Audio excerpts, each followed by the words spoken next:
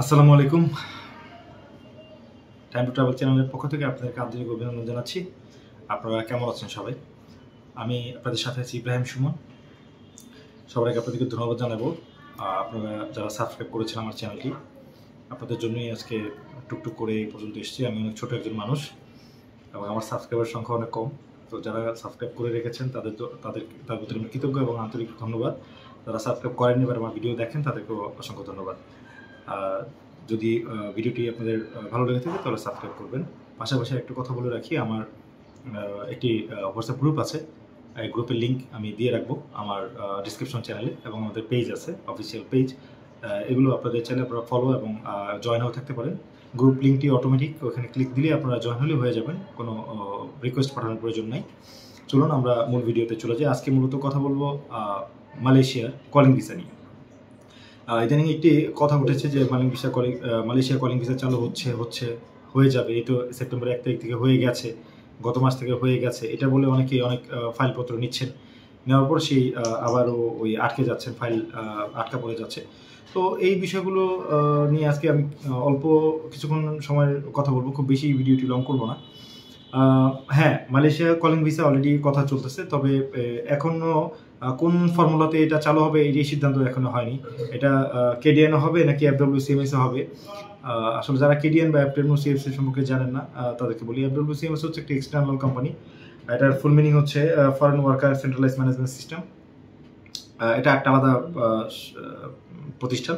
আর কেডিএন হচ্ছে আপনার, এটা একটা মালয়েশিয়ান ভাষা, এটা আমি লিখে রেখেছি, কমেন্টেরিয়ান দালাম নেগারি। এটা মালয়েশিয়ান ভাষা, এটা অর্থ হচ্ছে মালয়েশিয়া হোম মিনিস্ট্রি। মালয়েশিয়া সরকারিভাবে যে হোম মিনিস্ট্রি আছে তাদের তত্ত্বাবধানে যদি এটা হয়ে থাকে তাহলে এটা কেডিএন সিস্টেম বলে। এখন কোন ফর্মুলাতে হবে এটা এখনো সিলেকশন হয় নাই। আরেকটা কথা হচ্ছে, এটা এই মাসের মধ্যে হওয়া কথা এবং কথাবার্তা চলতেছে, এবং অনেক সরকারি প্রতিষ্ঠান অলরেডি তাদের ডিমান্ড ইস্যু করা শুরু করেছে, কিন্তু বাংলাদেশে এখন পর্যন্ত ওইভাবে এটা চালু হয় নাই। আরেকটা ব্যাপার হচ্ছে আপনার, এখন সব ক্ষেত্রে আসলে এটা যাওয়া যাবে না। যারা বেসিক্যালি কৃষি ক্ষেত্রে যেতে চান, এটা অনেকেই শুধু পাম বাগান বলেন, শুধু পাম বাগান না, এই কৃষি রিলেটেড যে কাজগুলো আছে, যে কোম্পানিজগুলো আছে, সেক্ষেত্রে আপনারা অ্যাপ্লাই করতে পারবেন।